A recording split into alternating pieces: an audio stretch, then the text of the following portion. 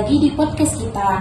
Nah, sebelumnya perkenalkan saya Sapika Sandra selaku host pada podcast kita hari ini. Hari ini kita akan membahas salah satu kasus yang sedang hangat diperbincangkan, yaitu kasus bullying.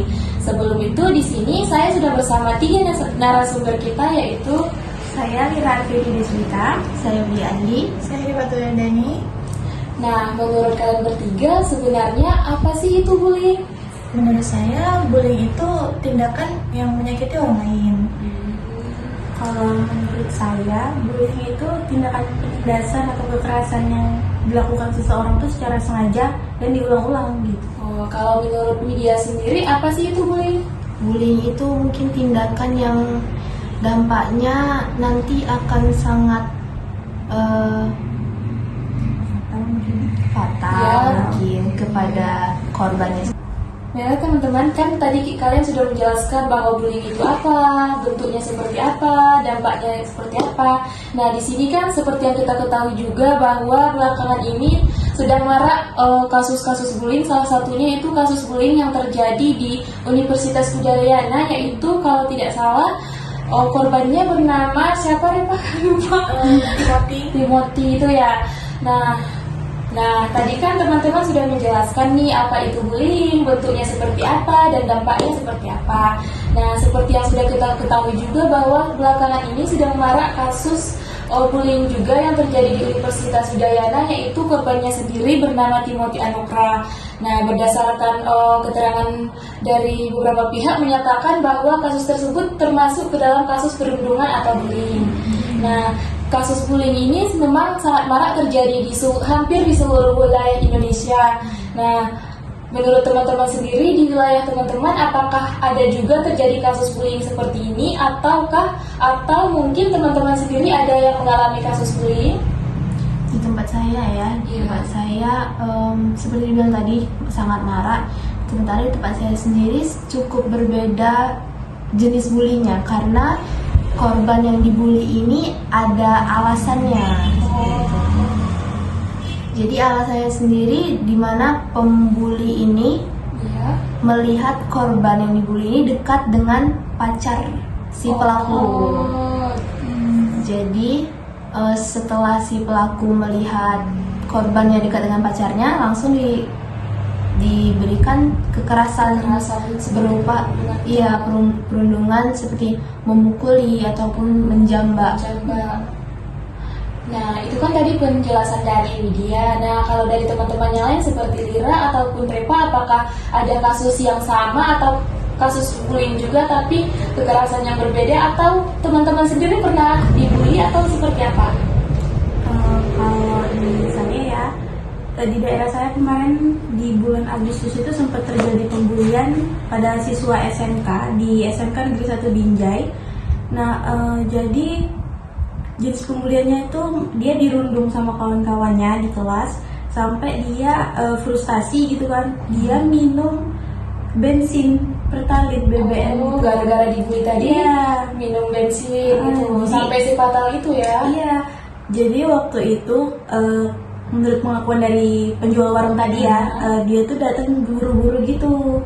Terus dia nanya bensin yang sedikit gitu, yang biasa harga 6.000 gitu ya. Nah, waktu ditanya itu sama penjualnya untuk apa, dia diem aja gitu kan. Nah, dia diem aja tuh tadi langsung ngambil bensinnya tadi gitu loh, dia langsung minum gitu kan. Oh, di tempat. Iya, minum di tempat gitu kan. Di tempat dia beli bensinnya. Jadi otomatis kan penjual tadi kaget ya, langsung dihentikan gitu kan. Dihentikan sambil ditanya. Di situ si korban tadi ini jawab bahwasannya dia itu diolok-olok temennya di kelas gitu kan. Nah terus juga gitu udah ditahan tuh kan, ada guru datang gitu kan. Nah guru ini tadi datang juga sempat bilang bahwasannya dia itu mengalami putus cinta gitu. Jadi juga ya Jadi double gitu kan. Kasus yang terjadi di wilayah si Lira sama Widya ini hampir mirip ya. Nah kemudian kalau dari Repa sendiri, apakah ada kasus yang sama atau mungkin Repa sendiri pernah dibully atau seperti apa? Mungkin ada beberapa kasus pembulian ya, cuman saya nggak terlalu mengikuti gitu. Iya. Tapi saya sendiri juga pernah dibully, dikatain kurus gitu, kutilang darah lah gitu kalau dibilang kan. Kutilang darah itu kayak kurus tinggi langsing dada rata gitu. Iya, jadi karena dengar ucapan kayak gitu tuh jadi minder gitu, jadi nggak percaya diri kan. Jadi kayak kalau ngaca tuh kayak rasa benci kali gitu sama diri sendiri. Cuman ya sekarang mungkin udah berdamai gitu kan, percaya diri ya. Terus yang saya dengar lah gitu kan, dia dibully itu di SMA karena kata orang tuanya dibully karena terlalu pintar gitu. Pinter Serba aja salah, serba salah. Serba salah memang.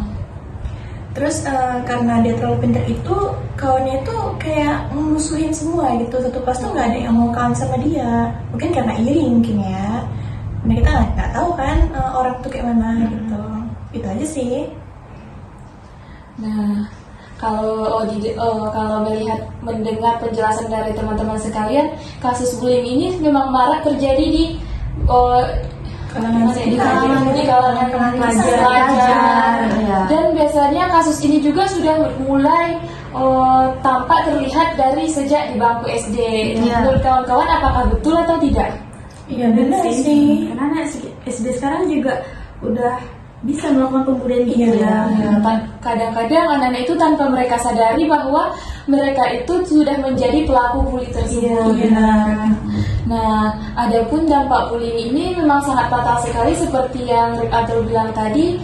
Dampak dari bullying ini dapat menyebabkan gangguan mental seperti Kurangnya gender, percaya diri. depresi gitu. Atau bahkan seperti kasus yang sudah kita bahas tadi, kasus Timothy tadi, dampaknya sampai bunuh diri. Nah, teman-teman di sini, apakah teman-teman sekalian ada harapan atau ada yang ingin disampaikan mengenai kasus-kasus bullying yang ada di Indonesia?